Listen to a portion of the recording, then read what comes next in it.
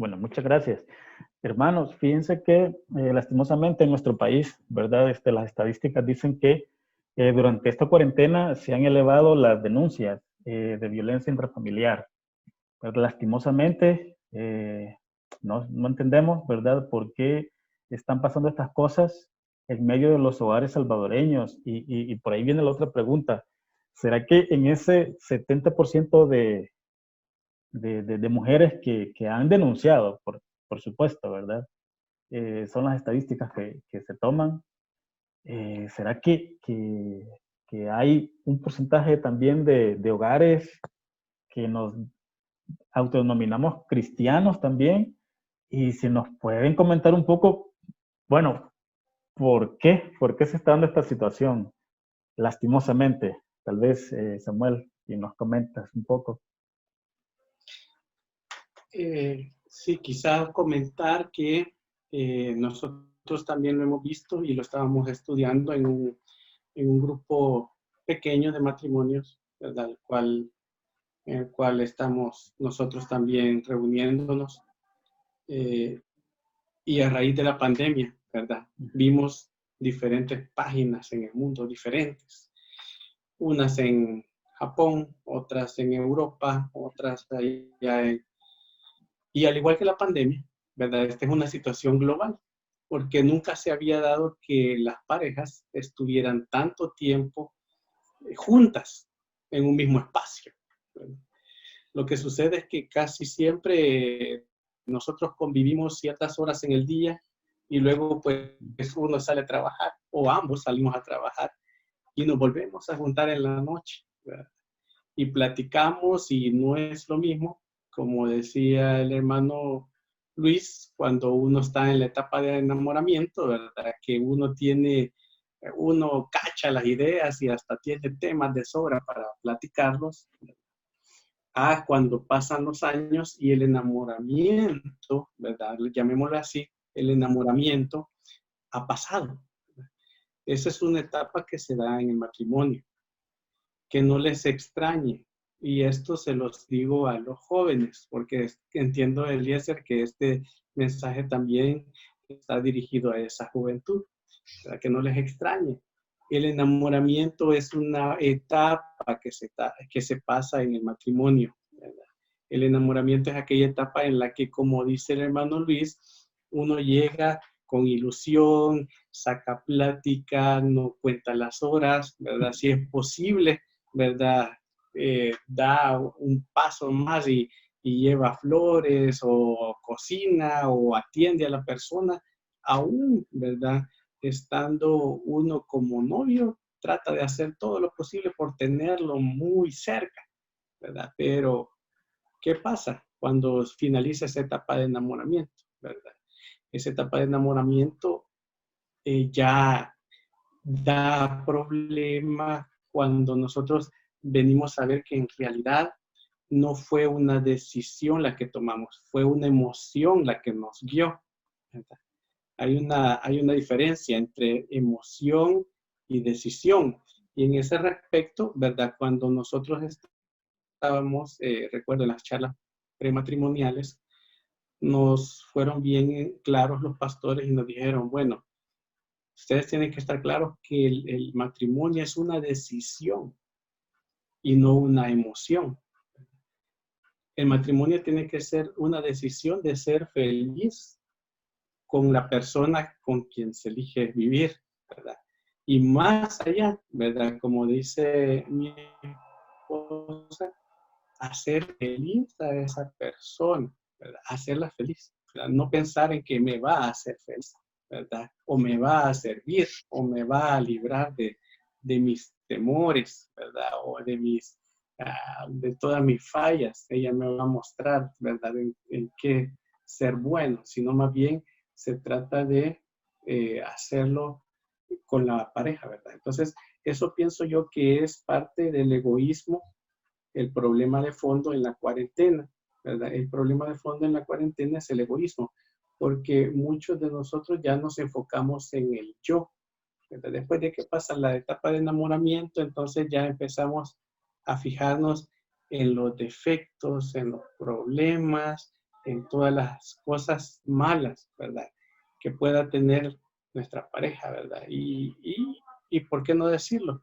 ¿Verdad? A veces con palabras toscas, ¿verdad? Cambian nuestras actitudes o nuestra forma de tratar a la persona. Y eso pienso yo que es lo que detona en este tipo de situaciones que tienen que ver con violencia intrafamiliar, con gritos, con maltratos, ¿verdad? Porque muchas veces esas feromonas, ¿verdad? Esas sustancias que bajan, ¿verdad? Los neurocientíficos lo explican muy bien, ¿verdad? Que son cosas que suceden allá en el cerebro y que te hacen sentir el enamoramiento y que no pasa el tiempo. Entonces, todo eso tiene su etapa, ¿verdad? Y de ahí para allá, ¿verdad? Y muy sabio el consejo que a veces nos dan es ver que nuestra pareja también sea una pareja para compartir toda la vida, ¿verdad? No se trata solamente de, de besos, de caricias, y voy a ir más allá, no se trata solamente también de sexo, sino también se trata de una persona con la cual podamos convivir, podamos platicar, ¿por qué no? Poder jugar inclusive, ¿verdad? O hacer otras actividades que no tengan nada que ver, ¿verdad? Con la atracción física allí en casa. Cuando no se cumplen con estas cualidades, se da este tipo de problemas porque no hayamos con quién platicar o de qué platicar, ¿verdad? No hayamos que la pareja sea divertida porque realmente estamos pensando en otras cuestiones, ¿verdad? O simplemente no está supliendo mis necesidades físicas. Entonces, todos esos son detonantes que se dan y que se han dado más bien en esta cuarentena, ¿verdad? Cuando ya el encierro nos mantiene ahí cerca. En el caso de ustedes, esposos Peña, ¿les ha tocado vivir así la cuarentena, 24/7 juntos? No sé, les Una pregunto. etapa, sí, una etapa sí la estuvimos juntos, quizás como un mes, ¿verdad? Sí, la primera etapa de los últimos días de marzo, ¿verdad? Cuando ya nos mandaron a todos a descansar. Ah, ok. Qué bueno. Y abril los pasamos juntos. ¿Y cómo sobrevivieron? Cuéntenme. Tenemos muchas cosas en común en realidad que nos gusta, digamos, ver televisión juntos, ¿verdad? Tocar, a veces pues ponemos un tema sobre la mesa y empezamos a platicar sobre eso, pues, y se nos va el tiempo, ¿verdad? Aparte del hecho que nosotros trabajamos juntos, entonces tenemos también, tuvimos compañeros de trabajo y amigos también que compartimos, ¿verdad? Entonces, de alguna u otra forma, nuestro círculo también tiene personas en común. Entonces, todo eso hace que también uno pueda, de alguna manera, tener temas de conversación, poder salir con la misma gente y cuestiones por el estilo que ayudan también dentro del matrimonio. Ok, bueno, muchas gracias. Ahí como que mi imagen ha quedado un poquito congelada, pero no sé. Congelada. Sí. Esposo Morataya, o sea, esto del machismo y a veces de la incomprensión y de los problemas, y por qué no ir más allá y llegar hasta la violencia intrafamiliar, puede incluso llegar a los hogares cristianos. ¿Será tanto así, esposo Morataya? Definitivamente sí, hermano Eliezer. En lo personal, yo he conocido casos de matrimonios, no en la iglesia, pero sí matrimonios cristianos, servidores de Dios, en los que la esposa está siendo maltratada, igualmente los hijos. Yo creo de que quizás es un poco triste admitirlo, pero dentro de esa estadística que se habla en general del maltrato en este periodo de pandemia, en el que no podemos negar que toda esta situación que se nos vino encima y poco a poco ha ido produciendo mucha ansiedad en las personas, frustración, y dentro de todo ese gran universo de hogares que están sufriendo maltrato intrafamiliar, Tal vez no podría precisar el porcentaje, pero con toda seguridad sí hay hogares cristianos. Y yo lo veo más en función de que del asidero cultural que nosotros tenemos, de la manera en que quizás nos criaron, la manera en que nos formaron, en la forma en que se nos enseñó a apreciar al sexo femenino. Y me refiero en ese sentido porque culturalmente hablando, en la mayoría de nuestros países, cuando se habla de maltrato intrafamiliar, la parte del matrimonio que mayormente es atacada es la esposa y luego los hijos. Aunque hay maltrato hacia los hombres, quizás en menor frecuencia, pero culturalmente hablando y pues históricamente también ha sido la mujer la que más ha sufrido maltrato de parte de sus esposos. Entonces, yo creo que nosotros al venir al Evangelio, el Evangelio no solamente tiene el objetivo principal, quizás y prioritario, de salvar el alma de los pecadores, sino que también de alguna manera reeducarnos y quizás como reajustarnos en nuestros valores morales, en nuestra forma de pensar, en nuestra forma de actuar, de desenvolvernos en la sociedad. De hecho, la Biblia dice, por ejemplo, el que antes robaba, ya no robe más. El que antes mentía, ya no mienta más. Es decir, la labor del Evangelio no solamente va dirigida a la parte espiritual, que quizás es lo primordial para Dios, sino también en el de reeducarnos, en el de derribar argumentos, como dice la Escritura, en base al conocimiento de la palabra. Y pues si antes, por ejemplo, se nos había enseñado que los hombres no debían de llorar, en el Evangelio podemos nosotros aprender de que todo aquel que llora es consolado de parte de Dios. Es decir, hay que permitir que el Evangelio cambie nuestra estructura mental. Y algo muy importante también es que cuando un cristiano, independientemente de pandemia o no pandemia, actúa de esa manera violenta, desconsiderada en contra de su familia, sencillamente este cristiano está careciendo de la espiritualidad que Dios desea que como hijos de Él nosotros tengamos. En la medida que nosotros vayamos acercándonos al Señor, nos vamos a ir pareciendo a Él. Recordemos lo que decían en el tiempo de Jesús. A mí siempre me ha gustado esta ilustración de que cuando Pedro quiso negar al Señor, aún hasta negar al Señor le costó, porque la gente no le creía que no había estado con el Señor, porque hablaba como el Señor, se comportaba como el Señor. Y creo de que en la medida que nosotros logremos imitar a Cristo en nuestra conducta, pues definitivamente vamos a poder cumplir aquel mandato que dice que debemos de amar a nuestras esposas, así como Cristo amó a su iglesia y la cuida y la sustenta porque es su propia carne. Amén. Amén. Qué bueno. Bueno, gracias por darnos así cierta luz sobre ese tema que está pasando en nuestras iglesias, ¿verdad? Inclusive, bueno, quisiera pasar a otro tema.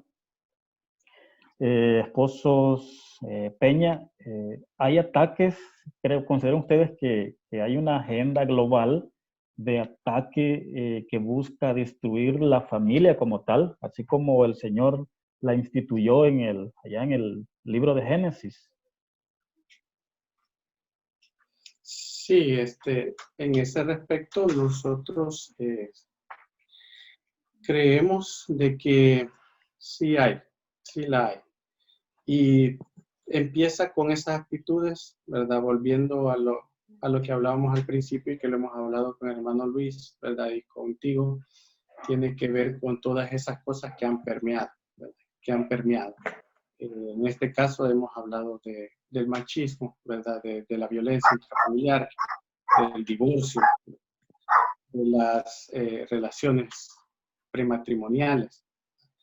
Entonces, todas esas cosas han venido de alguna forma en la agenda del enemigo y han ido permeando la sociedad primeramente. La sociedad es la que va marcando la pauta y en cada uno de los países donde se ha ido abriendo puertas para que esta agenda vaya ganando terreno, ¿verdad? Ahí también ha ido permeando aún a las mismas iglesias. En nuestro país quizás no existe una identificación muy clara, ¿verdad? Porque el país se declara cristiano, Pero podemos ver muchas veces dentro de las iglesias, como ya lo hemos mencionado, ese tipo de actitudes o personas o movimientos bien disfrazados, ¿verdad? En un número bien reducido, pero que están ahí.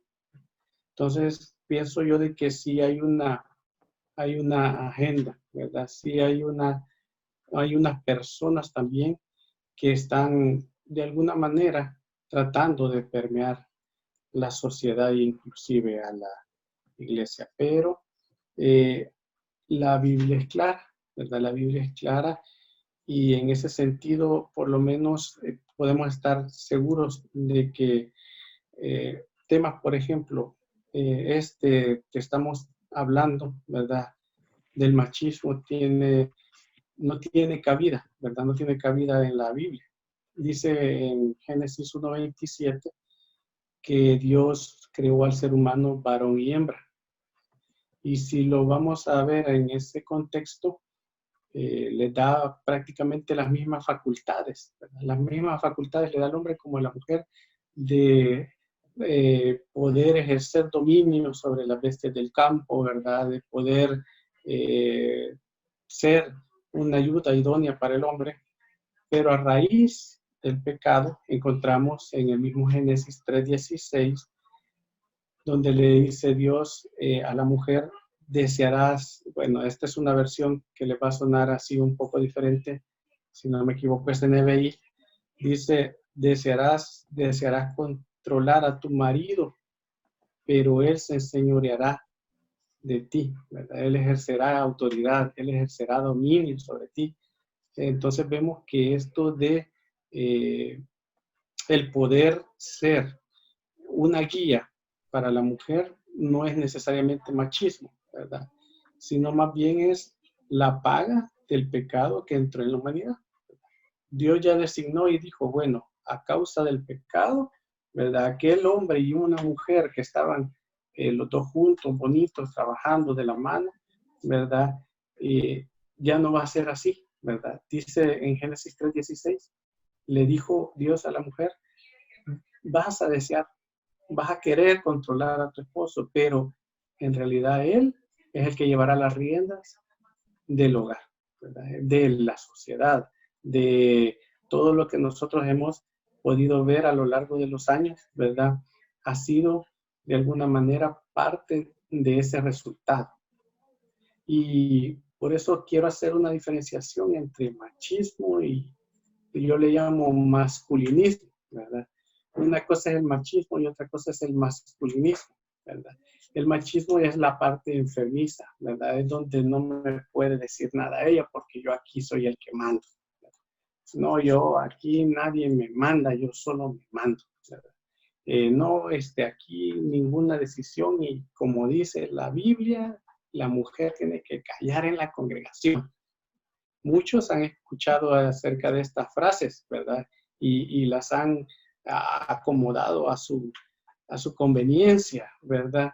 Pero no se trata de eso, ¿verdad? Se trata más bien del papel o del rol que Dios le da al esposo, ¿verdad? Donde ya el esposo tiene que velar por la provisión del hogar, donde ya el esposo tiene que velar porque se enseñen las escrituras a los hijos, donde ya el esposo tiene que velar porque el hogar sea, ¿verdad? Más bien, para que el hombre sea quien guía el hogar, ¿verdad? Como lo dice la Sagrada Escritura, mi casa y yo seguiremos a Jehová. No dice la Biblia, ¿verdad? De que los hijos llegaron a decirle, ¿verdad? Mira, papito, anda a decirles, ¿verdad? De que nosotros aquí vamos a servir a Jehová. O no le delegó el irle a decir, el decirle a la esposa, salí tú a decirles a ellos, ¿verdad? Que nosotros vamos a servir a Jehová. No, ¿verdad? Sino que ya es un rol que Dios le dio al hombre.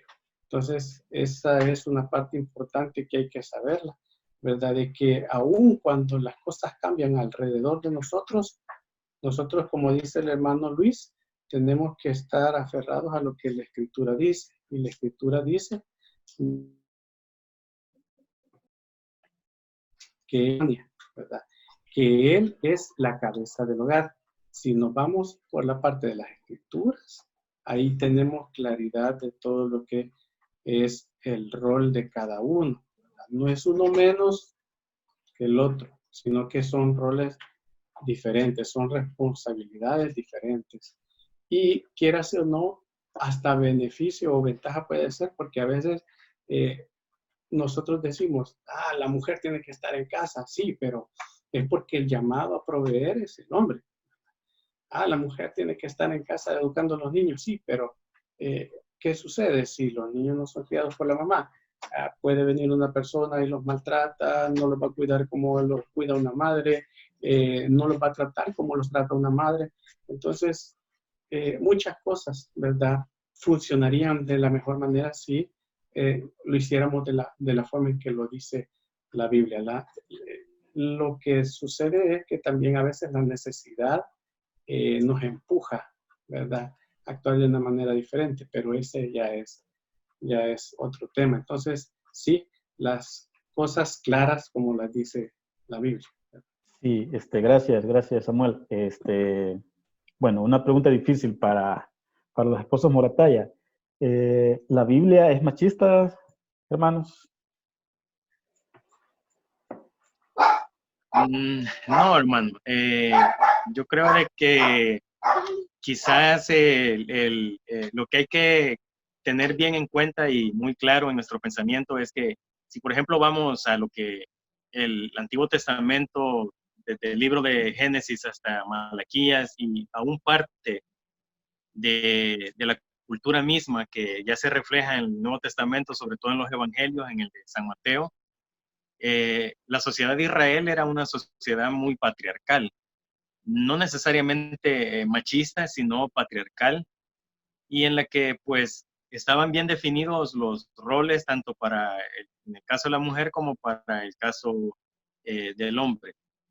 Yo creo de que el machismo como tal es un fenómeno quizás un poco más reciente y que tiene que ver con nuestra cultura y que es como la expresión realmente de muchas veces del menosprecio o de la superioridad que el hombre cree tener sobre eh, la persona o sobre, o sea, sobre una mujer. O sea, yo creo de que es de separar ambas situaciones porque definitivamente no convergen en ningún punto. En mi opinión, lo que nosotros podemos ver a lo largo del Antiguo Testamento, que por ejemplo, habían prohibiciones muy claras para la mujer, en el caso de que la mujer anduviera con su periodo menstrual, se le impedía acercarse a celebrar ciertas ceremonias, por ejemplo, pero todo eso era debido a que la sociedad judía, la sociedad israelita era muy patriarcal. Cuando hablamos de machismo, pues estamos hablando de otra situación, algo un poco más cultural, más arraigado en los valores que nos educaron, con los que nos formaron, eh, en el que definitivamente se desvaloriza por completo la mujer y se da un valor desmedido al hombre, cuando en realidad pues delante de Dios somos iguales, tanto al hombre como a la mujer. Dios nos creó a su imagen y a su semejanza y cada cual tiene una participación muy importante en el desarrollo de los planes de Dios para el matrimonio y para la familia. Amén. Muchas gracias, hermano. A las hermanas, si le pueden dar un mensaje, si hay alguien que nos está oyendo, alguna hermana, y dice, bueno, yo creo que algo así se da en mi hogar. Eh, ¿Cómo algún mensaje que ustedes le quieran dar, algún consejo, alguna hermana que quizás se ha visto un poquito, ya, quizás como relacionada con lo que hemos estado platicando en este tema acerca del machismo? ¿Cómo puede actuar una hija de Dios al verse enfrentada a este tipo de conductas? Hermana Olga, sí. Bueno, yo pienso que como hablábamos al principio, ¿verdad? Asumiendo el rol, ¿verdad? Que Dios me da como mujer en el hogar, ¿verdad? Cuidando, pues, de cumplir primeramente ¿verdad? Como mujer, ¿verdad?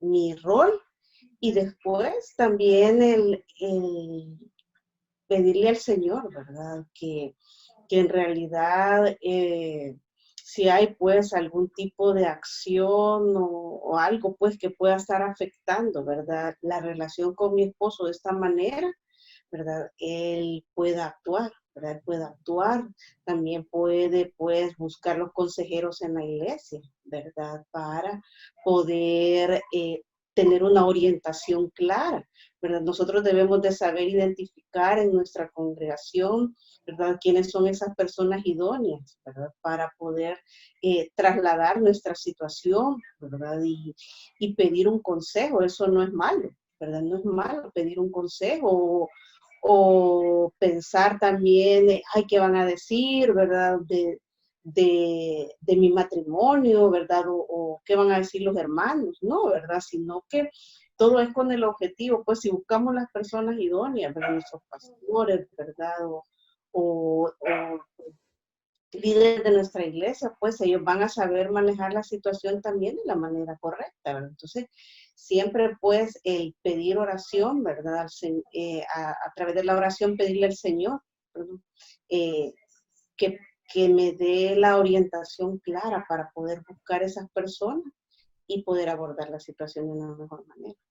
Amén. Esposos Morataya, ¿qué podemos hacer si de repente nos encontramos en un hogar en donde se presenta la violencia intrafamiliar? Cualquier tipo de violencia verbal, psicológica, emocional y no digamos física. Amén. Yo primeramente estoy de acuerdo con lo que dice mi hermana. Debemos de clamar al Señor primeramente para que sea Él quien nos ayude. Él puede transformar ese hogar en un hogar de bendición, transformar el pensamiento quizás de un esposo o de una esposa violenta y ser transformado en el poder del Señor. Pero también otro consejo que yo daría es que nunca nos quedemos callados, que siempre acudamos, como dice mi hermana, a pedir un consejo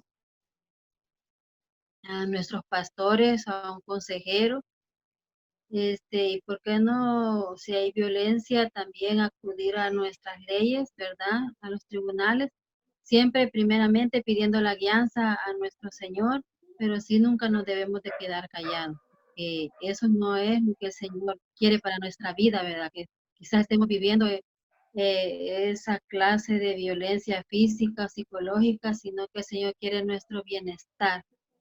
Así que debemos de pedirle la guianza primeramente a Dios y de ahí pedir una consejería, pero sí nunca quedarnos callados. Amén. Excelente. Hermano Luis, sobre ese mismo tema, ¿cómo podemos? Bueno, sí, hermano, yo creo que la Biblia misma dice, ¿verdad?, que a paz nos ha llamado el Señor, ¿verdad? Yo considero de que se debe de quizás como quitar un poco el concepto de que por el hecho de que la mujer es cristiana está llamada a soportar que cualquier tipo de maltrato, incluso aquel maltrato que pone en riesgo serio y muy real la integridad física y la integridad de su misma vida. Entonces, yo pienso de que sí hay que pedir la dirección a Dios, buscar la consejería oportuna y pues en caso de ser necesario, quizás como podríamos decirlo en una última instancia, recurrir a las leyes, que son las que finalmente pues buscan proteger, como dice la Escritura, al que hace lo bueno. Yo aconsejaría pues a las señoritas, a las mujeres, que bajo ninguna circunstancia tienen por qué soportar ningún tipo de maltrato. No tienen por qué sentirse en la obligación o en el compromiso de con la excusa, no sé cómo mencionarlo, de quizás mantener una armonía hogareña que definitivamente solo es una ilusión, porque desde el momento en el que el esposo actúa con violencia en contra de la esposa, no existe tal armonía. Entonces, han sido muchos los casos en los que no se ha actuado de forma oportuna y lastimosamente se ha llegado a un desenlace fatal, tanto para la esposa e incluso como para los hijos. Y no sé si quizás estamos llegando al final, pero quisiera agregar en general, el matrimonio como institución divina está sufriendo realmente muchos ataques, muchos embates del enemigo. Hay esfuerzos no solamente a nivel político, sino que también a nivel de educación y de otras serie de otros sectores de la sociedad que lo que están buscando de una manera quizás un poco enmascarada es socavar los fundamentos y las bases tradicionales de la familia tal como Dios la ha establecido en su palabra. En ese sentido, creo que nosotros como familias cristianas, como padres cristianos, debemos de constituirnos como en la primera línea de defensa de los principios bíblicos para la formación de una familia, para el establecimiento de un matrimonio, y ser nosotros los que inculquemos y enseñemos a nuestros hijos, porque lastimosamente en las escuelas estamos llegando al punto, por ejemplo, ya se les está hablando a los muchachos de lenguajes inclusivos, de las diferentes opciones o alternativas que tienen en cuanto a la concepción de género. Y pues en esa corriente creo yo que el primer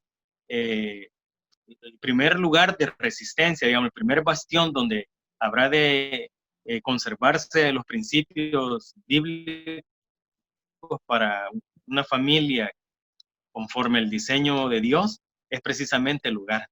Así es que como padres yo les invito a que no desmayemos, a que no desistamos en sembrar la palabra del Señor en nuestros hijos, esos buenos principios que, como dice la Escritura, aun cuando fueren viejos, no se apartarán de. Amén. Sí, quizás agregando al punto que dice el hermano Luis, es importante, como él lo dice, ¿verdad? Quizás no veamos un fruto inmediato, ¿verdad? Quizás no veamos los cambios ya, quizás no los veamos en toda la sociedad, pero estemos seguros que esa semilla que estamos nosotros sembrando en nuestros hijos, ¿verdad? Tiene que ser, como lo menciona mi hermano, tiene que ser la semilla de la palabra de Dios. Proverbios 22:6 es el que acaba de citar él, que dice, instruye al niño en su camino, ¿verdad? Y aun cuando fuere viejo no se va a apartar de él. Pero hay también una función que ejercer, ¿verdad? Como padres, que tiene que ver con esa parte espiritual, ¿verdad? Que como lo dice el Antiguo Testamento, ¿verdad? Hay que repetirlas, hay que decírselas a ellos en la salida, en la entrada, y hay una figura bien bonita que dice que hasta en los dinteles de la puerta, en las paredes, tiene que estar la palabra ahí para ellos, para que ellos la recuerden, para que la graben, ¿verdad? La graben en su mente, en su corazón.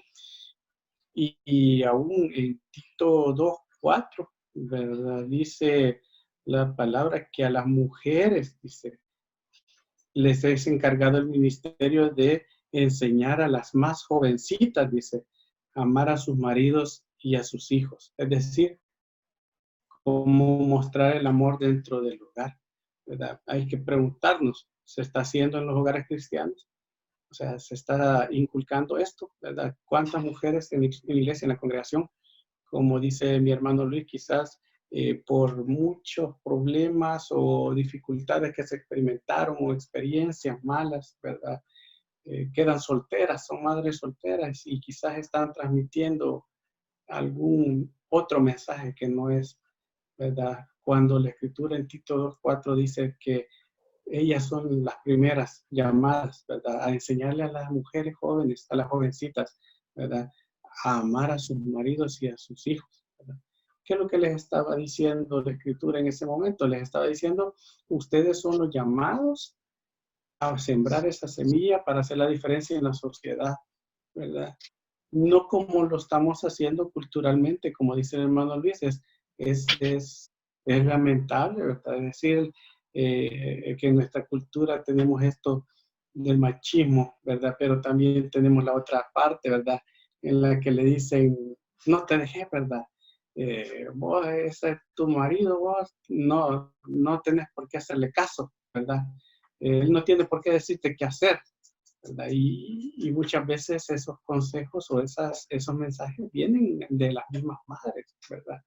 De los mismos padres viene aquello de no te dejes mangonear, ¿verdad?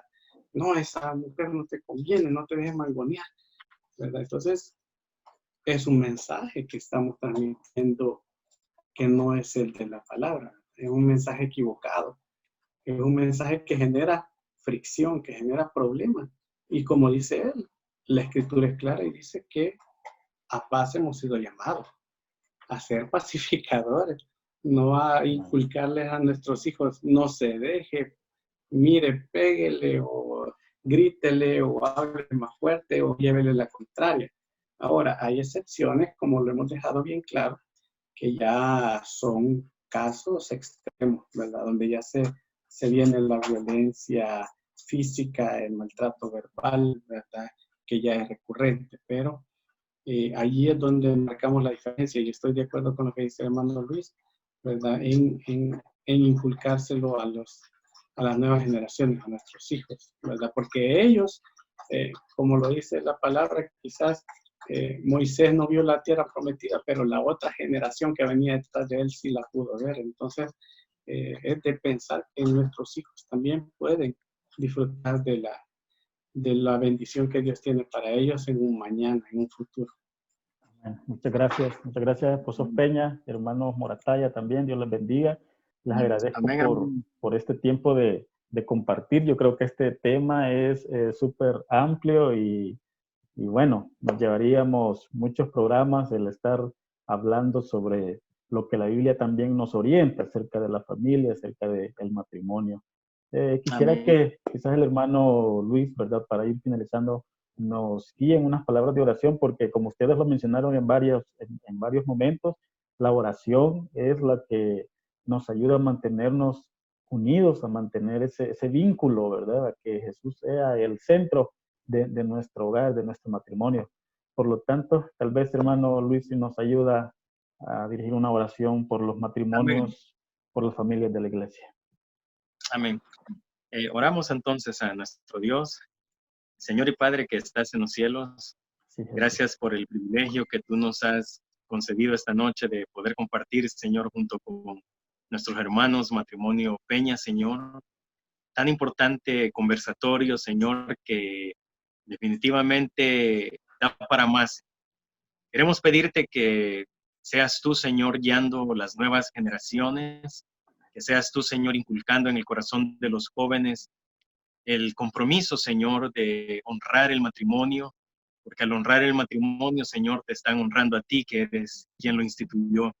Ayúdanos, Señor, como matrimonios que ya tenemos cierta experiencia en el caminar de la vida familiar, de la vida matrimonial, a poder dejar un legado, Señor, positivo, un legado de bendición a las nuevas generaciones, un legado que pueda inspirar, Señor, a que como iglesia, como cristianos, nos volvamos, Señor, a honrar el matrimonio. En el mundo, Señor, existen diferentes movimientos, diferentes corrientes que se esfuerzan por socavar el fundamento, Señor, de el matrimonio y la familia tradicional, tal como tu palabra lo establece. Pero somos nosotros, tus hijos, los llamados, Señor, a poder levantar en alto tu verdad y a poder honrar, Señor, tu palabra tal como está escrito. Pedimos por nuestras familias para que sea, Señor, en el seno de la familia donde el carácter, donde los principios, Señor, sean inculcados y el carácter de nuestros hijos pueda ser formado, Señor. En el caso de los hijos varones, a que puedan ser caballeros que respeten, que amen, Señor, a las señoritas, Señor, para que puedan ser mujeres jóvenes que sepan, Señor, honrar el rol que tú les has dado, Señor, en esta empresa tan importante como lo es el matrimonio. Te pedimos, Señor, que bendigas a tu iglesia, cada uno de esos jóvenes, Señor, que están en esa fase de preparación, para aquellos que están recién casados, que seas tú, Señor, el centro de esos hogares, para que todo lo que ahí suceda, Señor, glorifique tu nombre. Te damos gracias en esta noche y te rogamos, Señor, que sigas bendiciendo nuestras familias. Que si hemos cumplido 10, 15, 20 años de matrimonio, Señor, tú nos des la fuerza, tú nos des el amor para ir por más, porque todo esto es para la gloria de tu nombre. En Cristo Jesús te lo pedimos y te damos gracias, Señor. Amén. Amén. Amén. Bueno, muchísimas gracias, estimados Amén. hermanos, por este tiempo y también a nuestros hermanos que han estado pendientes de esta transmisión. Que el Señor les bendiga a todos. Amén, hermano. Muchas Gracias. gracias por la invitación. Gracias. Bendiciones. Adiós. Amén. Sí. Amén. Amén.